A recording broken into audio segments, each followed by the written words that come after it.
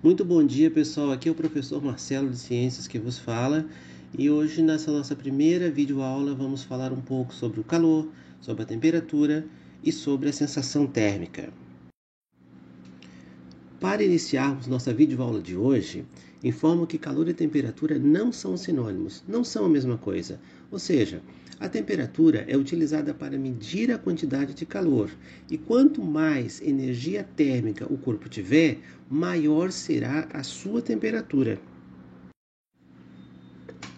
O calor é a energia térmica que passa de um corpo com maior temperatura para outro com menor temperatura.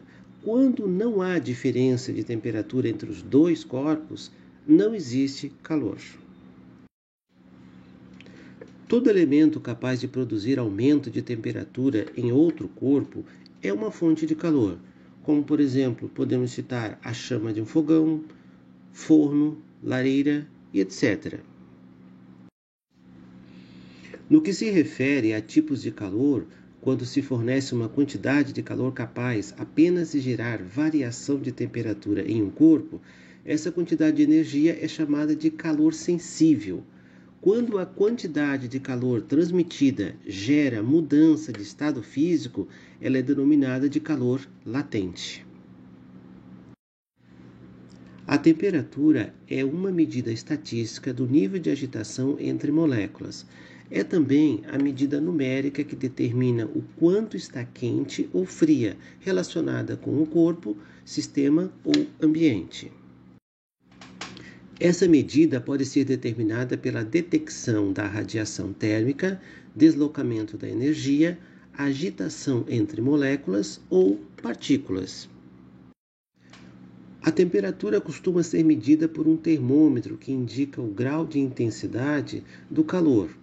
O nosso corpo é capaz de sentir a diferença termal entre algo, mas para medir essa temperatura, precisamos, de maneira mais precisa, utilizarmos um termômetro, que nada mais é do que um instrumento que serve para medir a temperatura de um corpo ou de um ambiente.